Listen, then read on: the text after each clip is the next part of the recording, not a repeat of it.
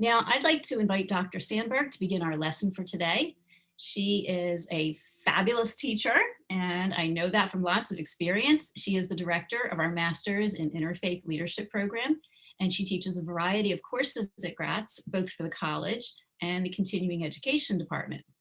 One of Dr. Sandberg's greatest passions is educating others about the need for Jewish, Christian, and Muslim dialogue. So if you want to get into a long conversation with Dr. Sandberg, ask her all about it.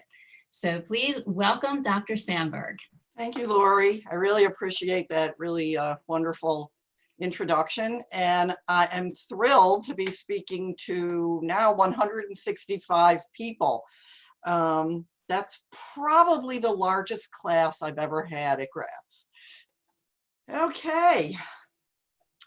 So one of the topics that I really love talking about is Jewish social justice. And part of that is because the concept of social justice is a very popular one today. And part of the concern that so many people have is to do things that make our society better. And to try to correct so many of the society's problems that are not to be too direct about this, the problems that plague our society today, as we're all experiencing right now. However, part of what people tend to associate social justice with is that they tend to see it as a political movement, that it's part of the political process, which is true. And a lot of people assume that social justice is something that the modern conscience has really focused on, and that this is a modern way of dealing with all of the problems in the world and how to make them better. What's so interesting, though, is that when you look at Judaism, Judaism has a very similar concept of social justice. It wasn't necessarily called social justice. That's more of a modern term. But the basis of Jewish social justice is not so much political as it is religious or moral. So that's one of the things that I really wanted to emphasize tonight. We only have an hour in which to cover a very, very broad topic. So I wanted to give you both the religious and the moral foundation upon which Jewish social justice is based. And I think you're going to be surprised at how many elements of what are part of Jewish tradition are very much reflected in modern social justice efforts. And sometimes people are surprised to realize how much of Judaism can be reflected in present-day social justice causes. So we're going to be covering 9 topics in about 50 minutes. So I hope that this will at least give you a taste for what Judaism has to teach on this subject. So let's start with the origins of Jewish social justice. And one of the most important is found in one of the 10 commandments, which is in Exodus 20:12. Honor your father and your mother, that you may long endure on the land that the Lord your God is assigning to you. So first of all, this is the only one of the 10 commandments that has a reward attached to it. And the reward is for Israel to be able to live in the land that God is assigning to it. So the reverse of this would seem to imply that if people do not honor their parents, it threatens the existence of the Jewish people in their own land. So that just gives you an idea of how important the honoring of parents already is within ancient Israelite tradition within the 10 Commandments. Of course, the big question is, well, what does it mean to honor your parents? And how do we define what that is? So one of the first places that we go to look for an answer to that question is, what do the ancient rabbis tell us? These are rabbis who lived from the 1st to the 6th centuries of the Common Era. So they lived a long time ago, and yet they have a tremendous awareness of how much we owe each other in terms of our responsibility from one human to another. Sometimes when we read the rabbis, they sound incredibly modern. So let's look at this first text. And again, this is from a rabbinic text in interpretation to Exodus 20:13 from the ancient rabbis. Honor your father and your mother. I might understand it means only with words. But scripture says, honor the Lord with your substance. That's from Proverbs 3:9. Just as we must honor God with our substance, we must do the same with our parents. Hence, it means to honor them with food, drink, and with clean garments. So one of the first things that the rabbis teach us is it's not enough to show respect and honor to your parents simply through words. It's not enough to write a letter, send an email, make a phone call. Our major responsibility to our parents, especially as they get older, and here is kind of the implication behind the social justice aspect. Older people, especially our own parents, are to be provided with food, with drink, and with clean clothes. So this is something that we still need to do to this very day. The basic necessities of life, clothing, food, and drink.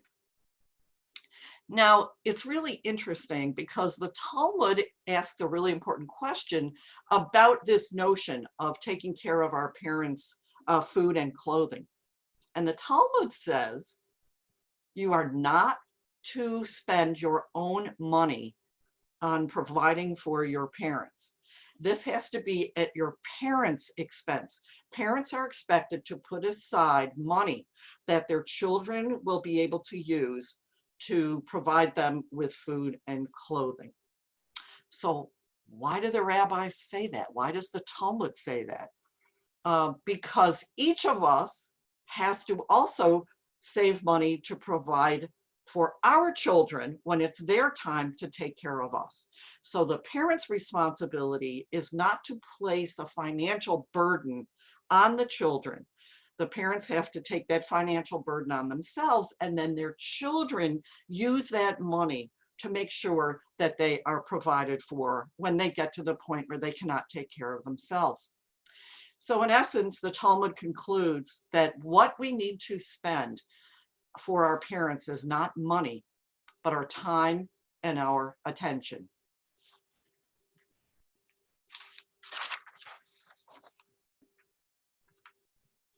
We also have another discussion about the extent to which we are to go to honor our parents. This is from the Palestinian Talmud. This is also from ancient rabbinic literature. And this tells us quite an amazing story of how one rabbi treated his mother. Rabbi Tarfon's mother came down to walk across the courtyard on Shabbat, and her slippers broke. Rabbi Tarfon then came and put his 2 hands under her feet, and she walked on them until she reached her bed. So that was quite a task that he had. He made sure that she didn't hurt her feet, because now she was barefoot, and on Shabbat we can't repair anything, so she couldn't fix her broken shoes. So he put his hands on the ground for her to walk on them until she was able to reach her bed. So the story goes on. One time the sages came to call on Rabbi Tarfon. She said to them, "Pray for Tarfon, my son, for he shows me more honor than he should." So they asked, "What did he do for you?" And she told them this story of what he had done. They responded, even if he did so or does so 1,000 times, he would not fulfill half the honor which the Torah commands. Of course, this represents a period of time in the ancient world when elders were very, very highly respected and viewed as really the font of wisdom for the community. And so what the rabbis are saying is you can't do enough for the elderly. You cannot do enough for your elderly parents in particular. The more you do, the more you are responsible for doing. Okay, let's look at one more.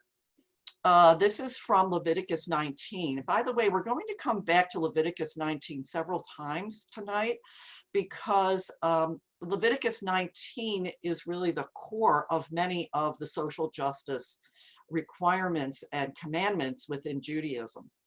And one of these is stated in Leviticus 19:3, you shall each revere your mother and father.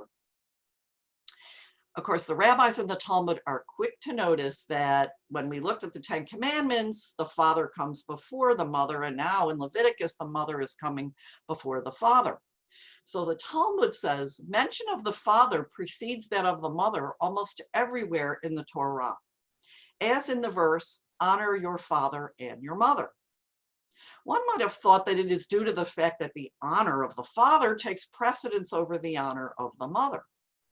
Therefore, the verse in Leviticus states, you shall each revere your mother and father with the order reversed, which teaches that both of them are equal. That's a fairly modern, what we would call a modern concept to come from the ancient rabbinic society where the father, the patriarch, was clearly the head of the household. But here the rabbis are saying we don't follow what the rest of society says. We believe that both mothers and fathers deserve to be treated as equally important. Now, I mentioned a second ago about elders. And I mentioned also that the elders are viewed as those who have gained wisdom from their experience in life. And they are due the honor that older age brings. And Leviticus 19 also says, you shall rise before the aged and show deference to the old. You shall fear your God. I'm not going to so much deal with the second half of this verse that is theological in nature.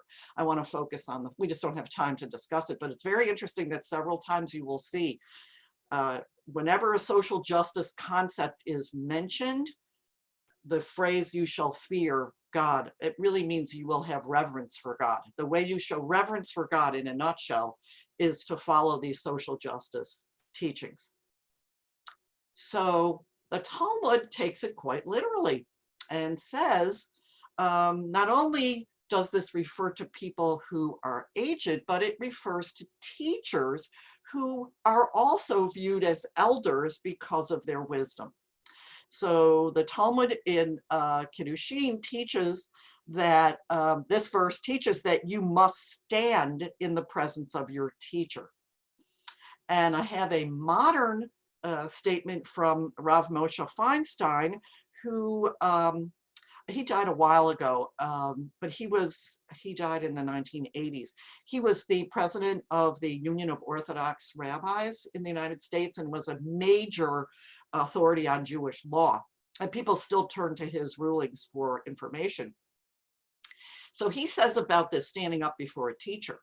One must stand up when the teacher enters within 7 feet of the student in the room. You know, we're talking about 6 feet social distancing. Well, here you have to stand up when the teacher is 7 feet away from you. But the custom is for all students in the class to stand up, even if they are beyond 7 feet away. So everybody in the class has to stand up, not just the student who is closest to the teacher. Now, what I found so interesting about Rav Moshe Feinstein, and again, this is an Orthodox view, this is what he says. This rule also applies to a woman teacher as well. One must stand up for them when they enter the room and extend them the honors due to a teacher. Doesn't matter if the teacher is male or female. If someone is coming into the class to teach you, you show respect for their knowledge. You are really acknowledging their knowledge when you stand up. And I have a picture here of something slightly different. This shows two Japanese men that are bowing to each other. This is really the equivalent in a different society for standing up in Judaism. We stand up to show our reverence. In the Japanese tradition, you bow to show your reverence, especially for the elderly. Okay. Now let's look at Exodus 20. We're going back to the 10 Commandments in Exodus 20, and then we're going to compare it with Leviticus 19.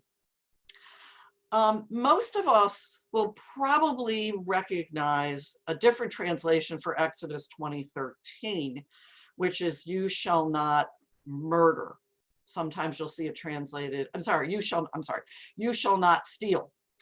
And Leviticus 19, the version in Leviticus 19 says that you shall not steal, you shall not deal deceitfully or falsely with one another. But instead of the translation, you shall not steal, Jewish tradition has interpreted that commandment to mean you shall not kidnap.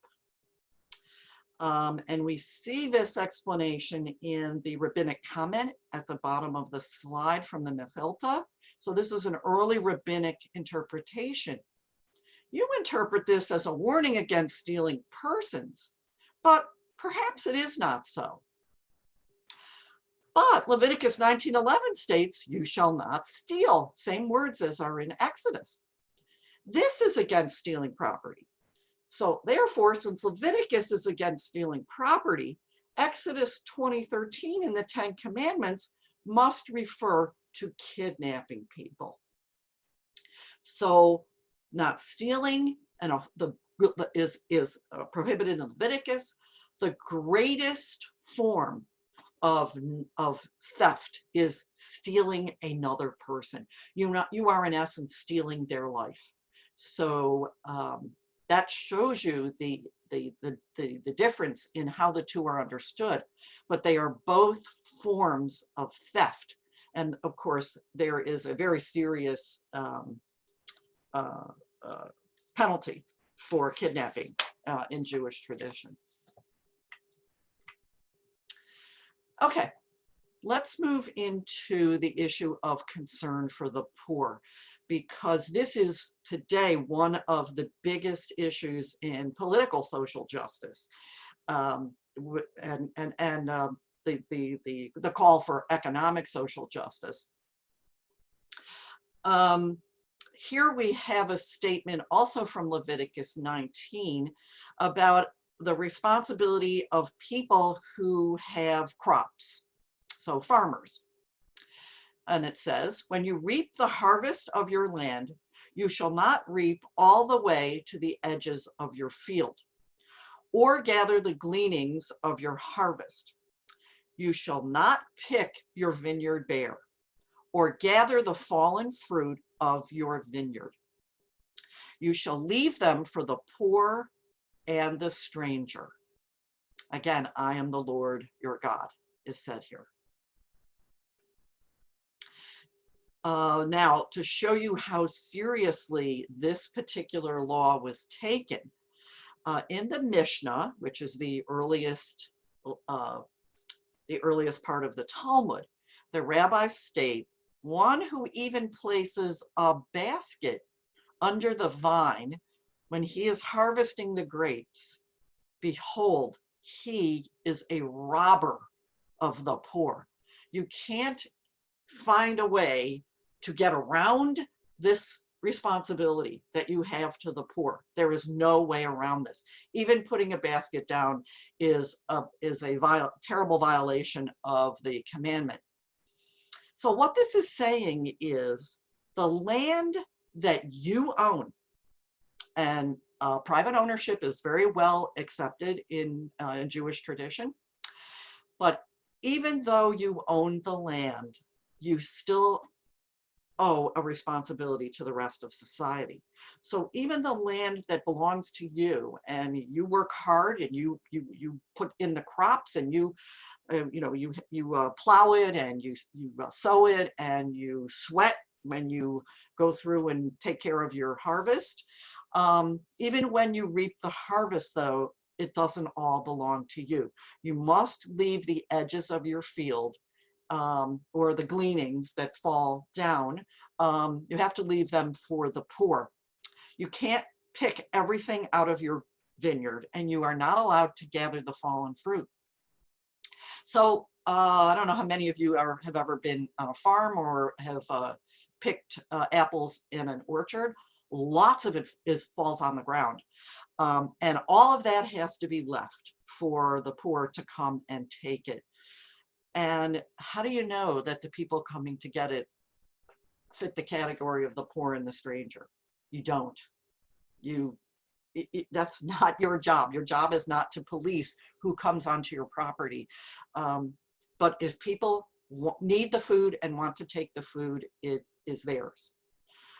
Now, at the same time, the tradition also says if you are not poor and don't need the food, then you shouldn't be stealing food from the poor by going out into an open field and taking it. So a lot of this is based on the honor system. But even on your own property, you cannot turn people away from the areas of your field that are not yours to harvest.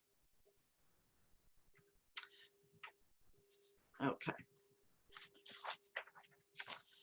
All right, now I'm going to talk about the word tzedakah, or tzedakah, depending on which way you want to say it, the Ashkenazi way or the modern Hebrew way. Tzedakah is probably the closest term that we have in Judaism for social justice or social action. But the word itself, the root of the word is tzedek, which means justice. Or righteousness. Now, it also has been translated as charity, the giving of money to help people that are in need. But the concept of tzedakah in Judaism is actually somewhat different from the concept of charity in the Western understanding of it. In the Western Christian way of understanding charity, it's really understood as a very spontaneous act of goodwill, a marker of generosity. It is something you do out of the goodness of your own heart. It's a feeling, it's an emotion of wanting to help.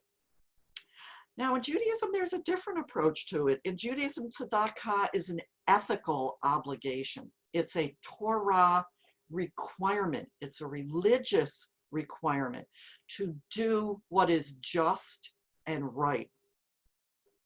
So it's not voluntary philanthropy. Voluntary philanthropy is fine, but the root of giving is that it's not a choice. It's a responsibility that you have to provide for those in need.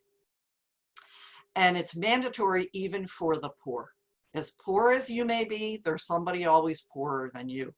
Everybody has to fulfill this obligation. Now, Deuteronomy in chapter 15 talks about a problem that occurs every 7 years when the Shemitah year is declared and all debt is canceled. And the Torah expresses concern for the wealthier people who know that the Shemitah year is coming, so that if they give tzedakah to somebody and lend it to people, they're not going to get it repaid. So Deuteronomy urges people who can afford it to offer people a loan no matter what. So Deuteronomy says, if there is a needy person among you, one of your kinsmen in any of your settlements in the land that the Lord your God is giving you, do not harden your heart and shut your hand against your needy kinsman. Rather, you must open your hand and lend him enough for whatever he needs. Now, the Torah uses the word lend, and it really does mean to lend the money. It's not necessarily a gift, it's a loan. However, if this is right before the beginning of the Shemitah, then it really is a gift and not a loan. It's considered a way of honoring the person who is in need, to say to them, I'm loaning you this money, pay me back whenever you can. Because the implication is the person is not helpless, the person is not going to be in need forever, and that things in their life may change, and it's a way of showing that that person is not completely destitute and helpless. But it's perfectly acceptable for the generous person to say, pay me back whenever you can. And if it's if the following year is the Shemitah year and you don't get the money back, then all the better, because you have taken an action which is very honorable by not worrying about getting the money back. Now, the next thing I want to do is to show you a brief video from Jonathan Sacks. Those of you who have taken classes with me know that I really enjoy showing Jonathan Sacks's videos because he can summarize things very, very well in a short period of time. And in this one, he's going to be talking about the Hebrew concept of tzedakah and how the different translations of it show what a unique concept it is. Tzedakah is a fascinating idea, and let's see it immediately. What is the English for tzedakah? There isn't an English for tzedakah. You ask 100 Jews what is the English for tzedakah, 50 will say charity, 50 will say justice. And that's exactly right, because tzedakah means both charity and justice. The only trouble is, in English, something can't be charity and justice at the same time. Here's why. Supposing I give you $1,000. I may do so for two different reasons. Reason one, I owe it to you. Reason two, I don't owe it to you. I just think you need $1,000, and out of the kindness of my heart, I give it to you. If I give it to you because I owe it to you, that is justice. If I give it to you not because I owe it, but because you need it, that's charity. So a thing can be either justice or charity, but not both. In English, they cannot live together. They're like magnets that drive each other apart. In Judaism, they're bonded with super glue. And they're bonded in that one concept, tzedakah. How come the Hebrew language can do something the English language can't? The answer is very simple. In Judaism, what we possess, we don't ultimately own. Everything we have is ultimately God's, and God merely lends it to us, gives it to us in trust. And one of the conditions of that trust is that we share it with people who have less than we do. And that is why in Judaism, charity is justice, and justice takes the form of charity. So there is a concept so important in this world where some people are unbelievably rich. So many people in the world are incredibly poor, unable almost to have food, shelter, medical facilities. And somehow we want to say to people, yes, that's charity, but it's also justice. And for that, you need the word tzedakah. That is one word that has the power to change the world. I think that's probably one of the best explanations of tzedakah that you are going to find, a concept that can change the world. And that's part of social justice, the desire to want to change the world. Okay, now we're going to move into the next concept, which has certainly something that is of concern to people interested in social justice, and it's a very, very ancient concern in Judaism, and that is the concern for the stranger. The concern for the stranger, it's so interesting in the Torah. there are groups of people that in ancient Israel were already associated with having a very vulnerable position in society. One is the stranger, the other is the widow, and the third is the orphan. And you know what?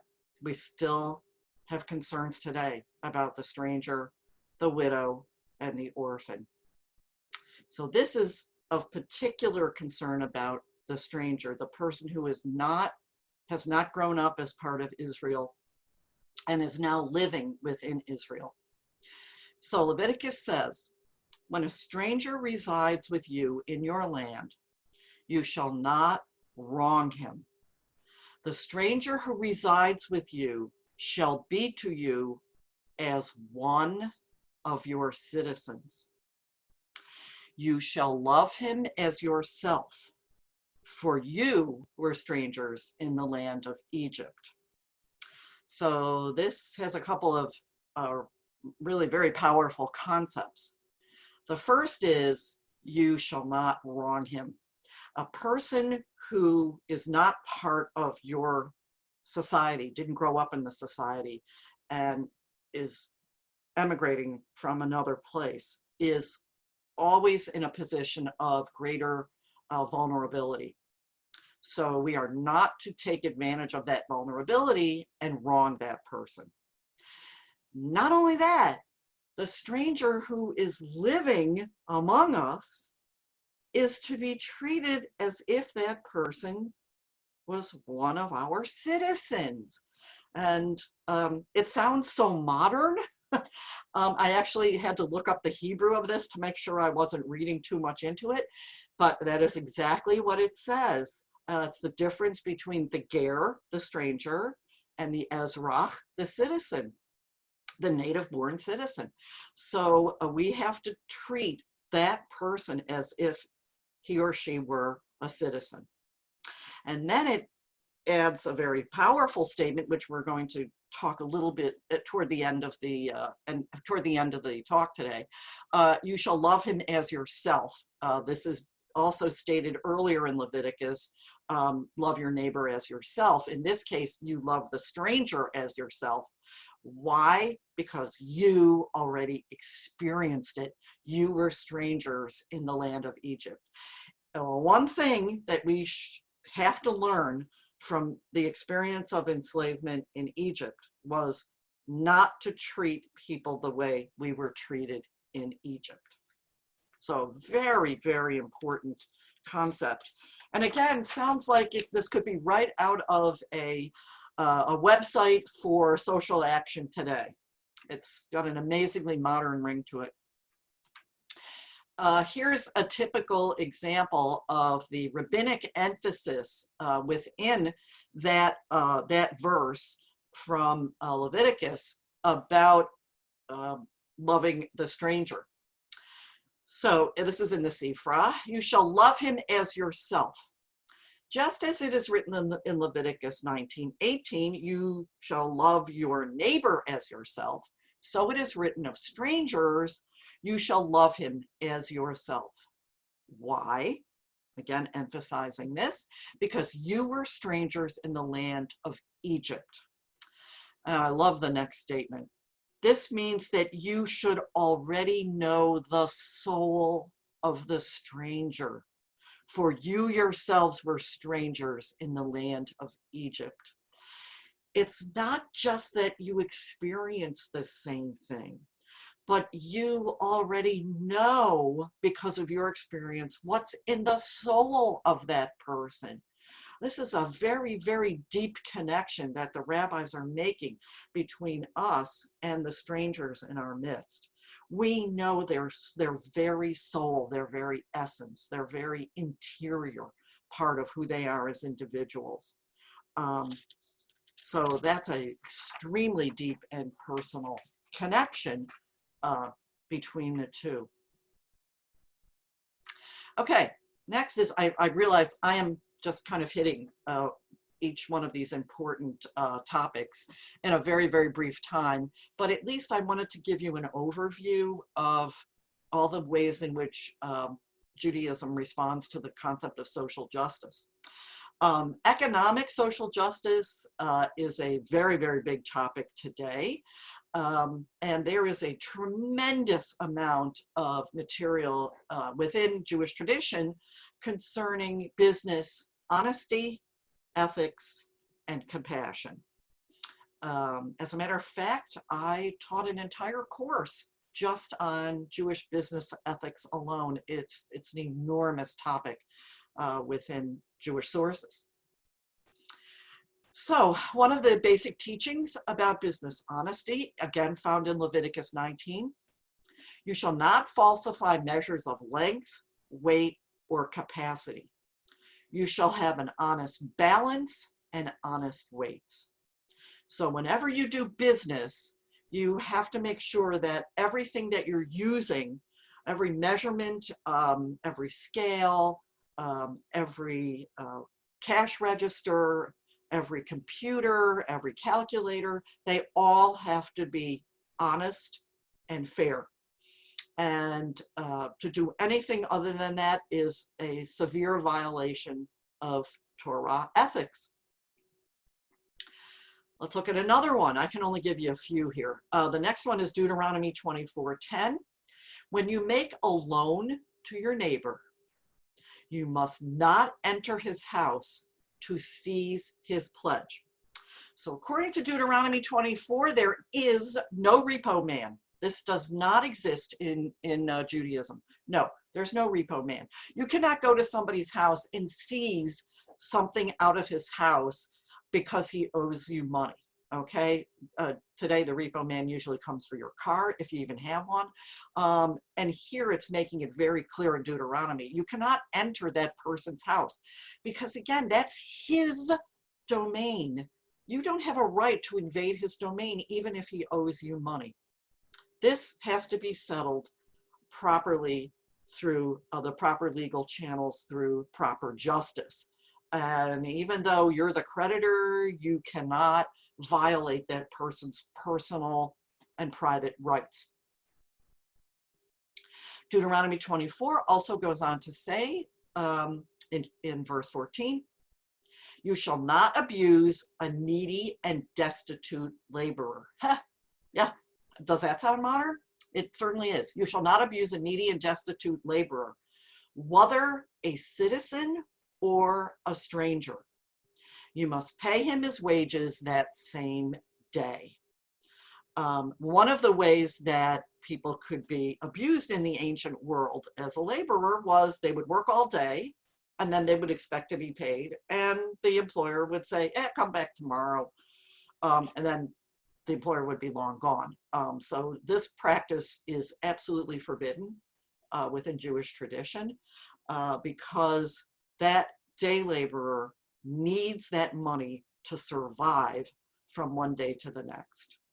So it sounds just like, that's why I put up a picture of day laborer hiring area, because this is going on today as well, where people have to work from day to day just to provide food on a daily basis. The last text that I wanted to read to you about business ethics and business social justice is from the Talmud in Shabbat. This is a great one. When a person is led in for judgment after death, according to rabbinic belief, after you die, your soul goes through a judgment period. And you're going to be asked several questions in order to show that you deserve to enter into the heavenly kingdom.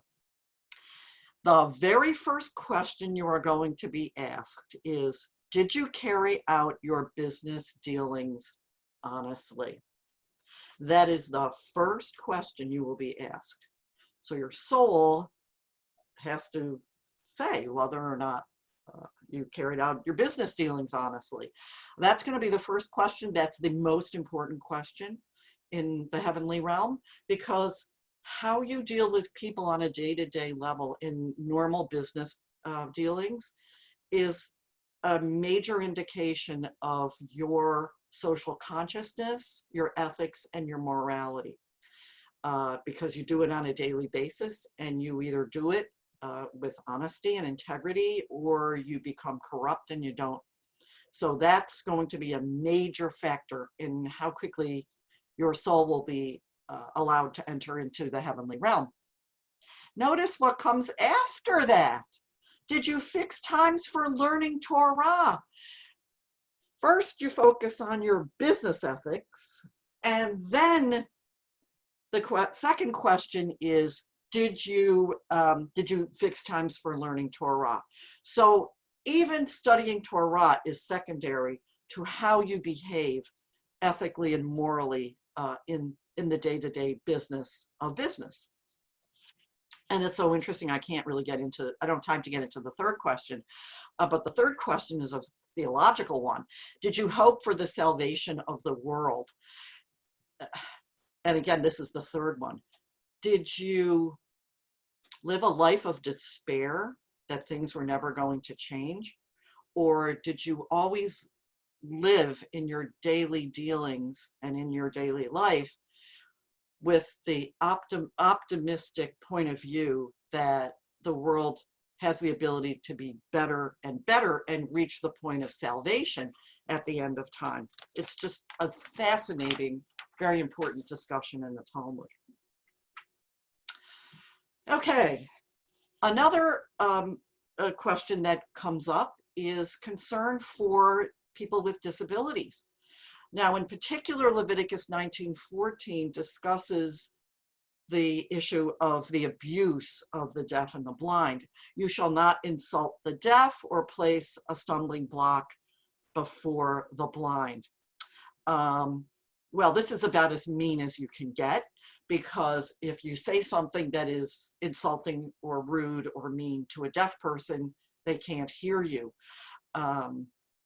And that's really cruel. And of course, causing somebody to fall because they can't see where they're going and are helpless to even know that that object is there is the height of cruelty. Now, when we look at the rabbinic interpretation of Leviticus 19, the rabbis assume that, yes, this verse is to be taken literally, but they also believe that there is another level behind it, and that is that you do not do anything that causes somebody else to do something wrong. So they give an example in the Talmud. I didn't have room to put this quote. This is from the Talmud in Moed Katan, because I love the pictures too much, so I didn't want to move them. But it's mentioned in the Talmud that a maidservant, this is a maid, saw a man who was visiting the house hitting his adult son. And she said, let that man be excommunicated because he has transgressed the injunction not to place a stumbling block before the blind. Now, this is one sophisticated maid that she was able to come to this understanding of Torah on her own. And the verse means that you are not permitted to cause someone else to sin. So by his father hitting him, the son may become angry and strike his father back. And of course, the Torah we just saw, you have to honor your parents. He would be violating that in a big way. Okay. All right, the justice system. That's something else that social justice activists are very concerned about, that people really do not get the justice that they deserve from the judicial system. So Leviticus 19, again, this is 19:15, says, you shall not render an unfair decision. Oh, well, that's good, but what does that mean, not to render an unfair decision? Do not favor the poor or show deference to the rich. Judge your kinsmen fairly. Okay, so what is Leviticus saying? Leviticus is saying that our natural tendencies should not influence how we judge people. Our natural tendency, in essence, is to favor the poor. Leviticus really understands this. It is natural to have compassion toward a poor person in a court setting because they are not as, they're already under the burden of poverty. However, you have to put that aside and judge justly. In the same way, there are judges who would certainly be inclined to show deference to the rich because they're the ones with power. They're the ones maybe who have control over what happens in your particular community. You have to have the courage to rule either way in favor of the poor or the rich, depending on if they deserve it. You can't go by your emotional reaction. Deuteronomy 16:20 says, you shall not judge unfairly. You shall show no partiality, similar to what we have in Leviticus. You shall not take bribes, for bribes blind the eyes of the discerning and upset the plea of the just. Justice, justice shall you pursue. For those of you who know Hebrew, this is probably one of the most famous verses in all of the Hebrew Bible. This is Tzedek Tirdof, that you may thrive and occupy the land that the Lord your God is giving you. Just as we saw honoring parents is associated with nationhood, the same with justice. You don't have nationhood unless you have true justice. The rabbis say that the judge cannot even accept a gift or even a basket of fruit. I think their example is a basket of fruit from somebody that's in litigation, because anything that either party gives the judge can sway the judge on their side. So judges are to receive nothing. And also witnesses cannot be paid, because that can also temper their testimony. We have expert witnesses all the time in our courts that get paid. That is absolutely not permitted in Jewish law. Okay, I really need to get moving here. Okay, Exodus 18 and Deuteronomy 1 talk about the qualities that are necessary for judges. You shall seek out from among all the people, capable men who fear God, trustworthy men who spurn ill-gotten gain. So they can't be doing it for the money. And then Deuteronomy says, pick from each of your tribes men who are wise, discerning, and experienced. They need to have knowledge and wisdom. And the Midrash, the rabbis also say Jerusalem was destroyed over the perversion of justice. Okay. Let me go quickly through. I have a lot on ecology. There is a huge amount that Judaism teaches about ecology. We know from Genesis 2 that the reason that Adam and Eve were put into the Garden of Eden was not to sit there and do nothing. It was to till it and to tend it, to take care of it. And here is a great quotation from the Midrash to Kohelet, or Ecclesiastes. When God created Adam, he led him past all the trees in the Garden of Eden and told him, see how beautiful and excellent are all my works. Beware lest you spoil and ruin my world. For if you spoil it, there is nobody to repair it after you. Great lesson for today. Even trees that were utilized, even trees that belong to your enemy, you cannot destroy when you're waging war against your enemies. You can eat the fruit from the trees, but you cannot destroy them as a way of punishing your enemy. Because trees are not like human beings. They can't pick themselves up and move, so they become innocent victims as well. Again, you don't have control over even over your own land. The Talmud makes it very clear that it's a transgression to cut down fertile trees on your own land while you're plowing. It's a pain in the neck to plow when there's a tree in the middle of the field. Too bad, the rabbis say.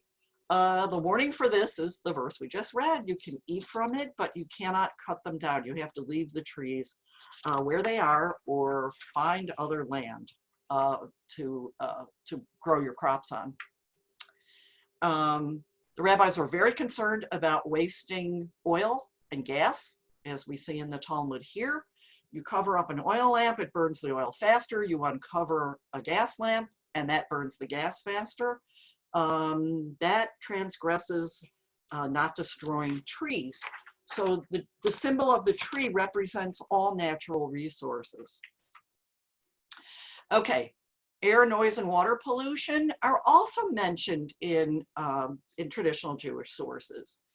Maimonides in the 12th century, he says that anyone who does any kind of work which produces dust or dirt has to move his work far enough away so that the smoke or the odor or the dust or the dirt don't reach his neighbors and cause them damage. This is in the 12th century. Of course, he was a doctor, so he probably knew what he was talking about. Noise pollution is mentioned next in the Talmud. If a man desires to open a shop, people can prevent him from doing it because people can say, I can't go to sleep with the noise of the people coming and going. And Sefer Hasidim, which is a medieval text, says that a person who suffers from boils or skin disease can't bathe in the public water because another person may go into the water and pick up the boils from him. And you have to follow what the Torah says. You have to love your neighbor as yourself. Okay. This is a great one too. I just can't get over this picture of the BP oil spill from 2010. And again, Maimonides in the 12th century says, it is forbidden for a person to purposely cause damage and then pay a fine for the damage. It is forbidden to be the cause of damage. Even though BP paid the largest fine ever paid, 4.5 billion in fines and other payments, the fine doesn't cover the fact that, doesn't excuse the fact that the Deepwater Horizon was faulty to begin with, and it never should have let it carry out the drilling that it did. Okay, I'm almost done. So what is the central teaching of all of Jewish social justice? It's right smack in the middle of the book of Leviticus, Leviticus 19:18. You shall not take vengeance or bear a grudge against your neighbor. Love your neighbor as yourself. I am the Lord. Very important that you understand this whole verse as a whole. You can't take vengeance against a person, and you can't bear a grudge. Okay, that is really hard not to do, not to bear a grudge. And certainly not to take vengeance on somebody that you feel has wronged you. But those are baser instincts Judaism is teaching us. And even in a case where you want to take vengeance or bear a grudge, you still have to love your neighbor as yourself. We have to overcome our baser instincts of vengeance and bearing a grudge and love that person for being a human being, even though we may be angry against them and we want to take some kind of action against them. No, we can't. And this is mentioned in the Jerusalem Talmud as Rabbi Akiva quoted this and says, this is the great principle of the Torah. And what he meant was this whole verse taken together. The true way of showing love is when you don't feel it and you give love anyway. That's the real test of love. Okay. These are other examples for how to love your neighbor. In the one at the top, a person comes and taunts Shammai and wants to learn the whole Torah standing on one foot, and Shammai pushes him away. He goes to Hillel, and Hillel ends up converting him because he takes him seriously and doesn't respond in a nasty way. And he says, that which is hateful to you, do not do to another. That is the entire Torah, and the rest is the commentary. Go and study. There's a very interesting passage in Talmud of Sanhedrin, because people tend to quote the Hillel version, that which is hateful to you, do not do to another.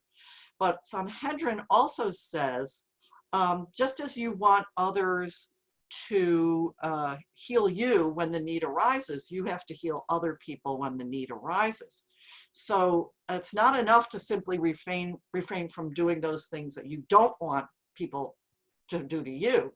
Even in a case where you might cause your father pain if you have to heal him, it's still permitted for you to heal him, and you're obligated to do it, because sometimes the healing can be a painful process, but you still have to do it.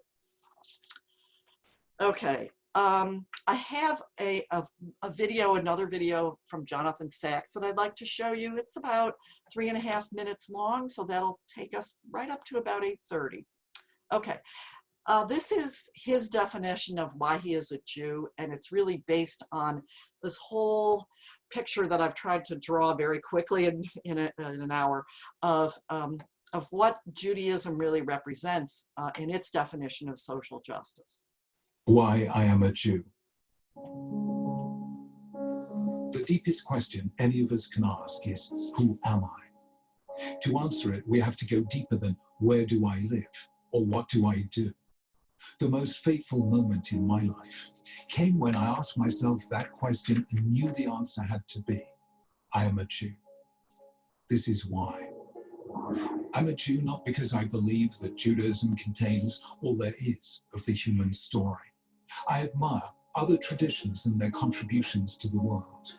Nor am I a Jew because of anti-Semitism or anti-Zionism. What happens to me does not define who I am. Ours is a people of faith, not fate. Nor is it because I think that Jews are better than others, more intelligent, creative, generous, or successful. It's not Jews who are different, but Judaism. It's not so much what we are, but what we're called on to be. I'm a Jew because, being a child of my people, I have heard the call to add my chapter to its unfinished story. I'm a stage on its journey, a connecting link between the generations. The dreams and hopes of my ancestors live on in me, and I am the guardian of their trust, now and for the future. I'm a Jew because our ancestors were the first to see that the world is driven by a moral purpose, that reality isn't a ceaseless war of the elements to be worshipped as gods, nor history a battle in which might is right and power is to be appeased. The Judaic tradition shaped the moral civilization of the West, teaching for the first time that human life is sacred, that the individual may never be sacrificed for the mass, and that rich and poor, great and small, are all equal before God. I'm a Jew because I am the moral heir of those who stood at the foot of Mount Sinai and pledged themselves to live by these truths for all time. I'm the descendant of countless generations of ancestors who, though sorely tested and bitterly tried, remained faithful to that covenant when they might so easily have defected. I'm a Jew because of Shabbat, the world's greatest religious institution, a time in which there's no manipulation of nature or our fellow human beings, in which we come together in freedom and equality to create every week an anticipation of the Messianic age. I'm a Jew because our nation, though at times it suffered the deepest poverty, never gave up on its commitment to helping the poor or rescuing Jews from other lands or fighting for justice for the oppressed, and did so without self-congratulation, because it was a mitzvah, because a Jew could do no less.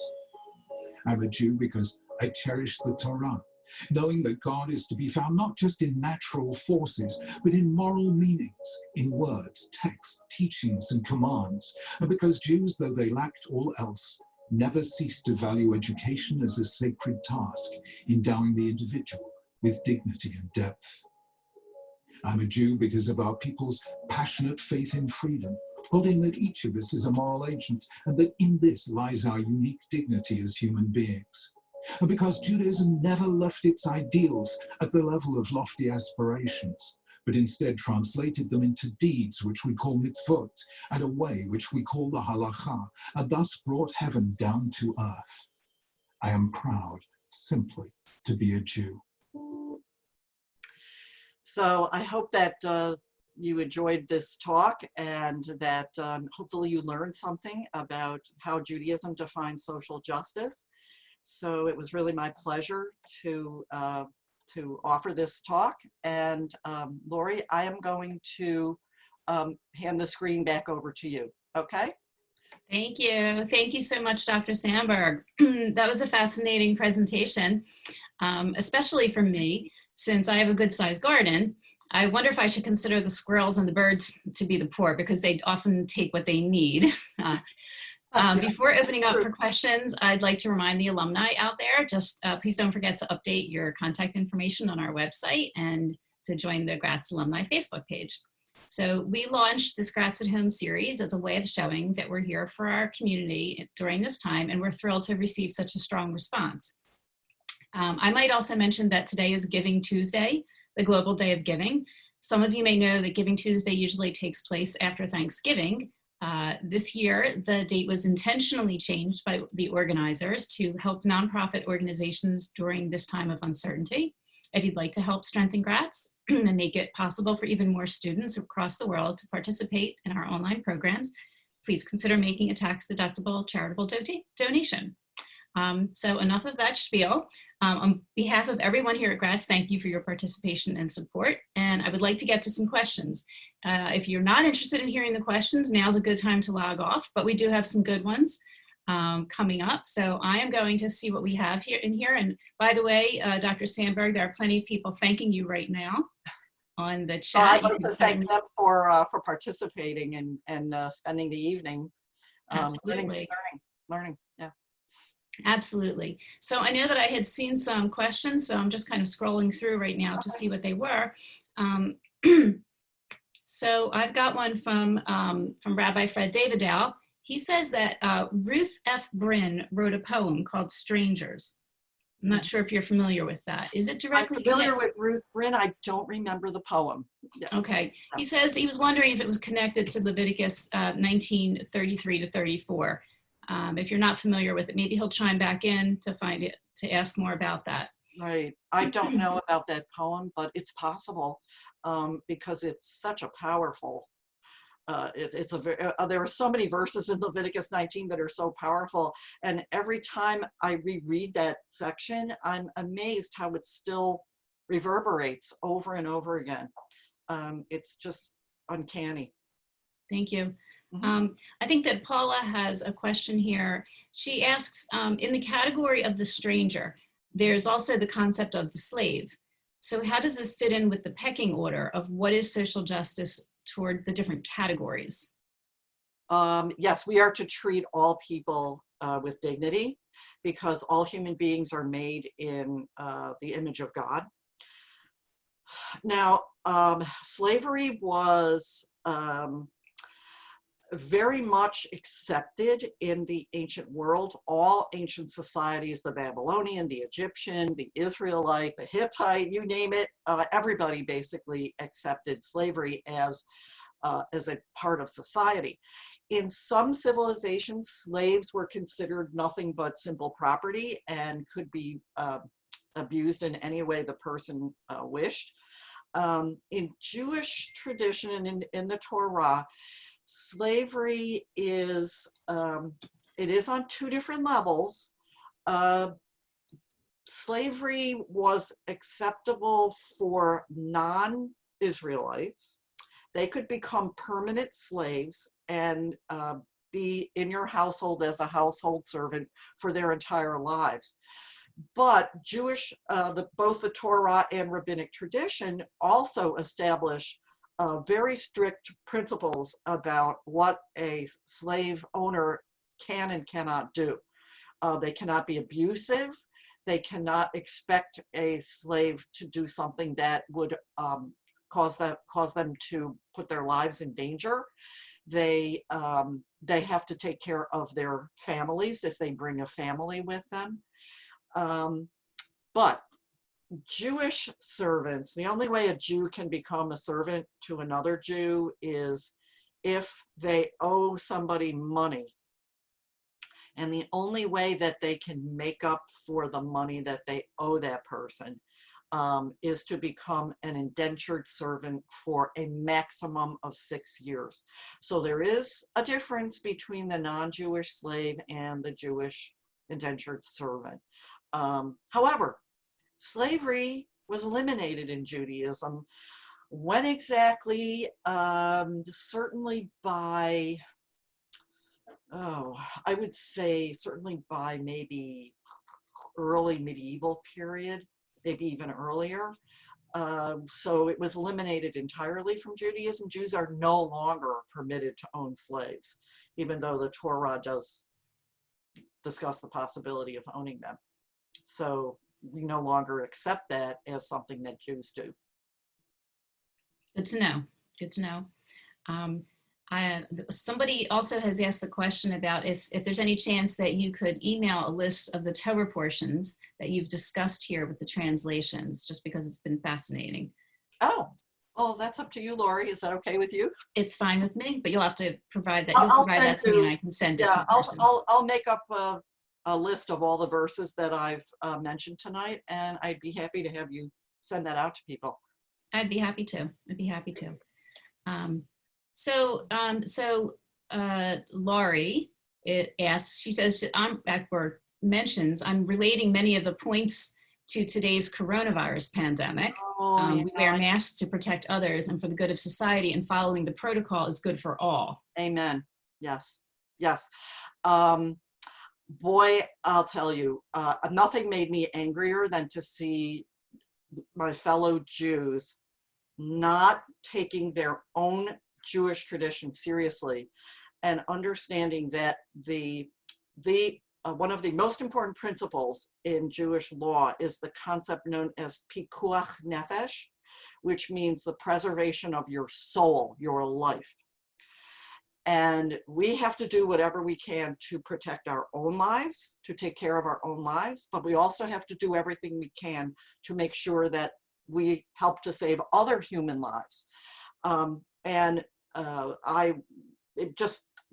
It just enraged me to see people acting so, really so, not just irresponsibly, but against what their very tradition teaches them, that you have to do whatever you need to do.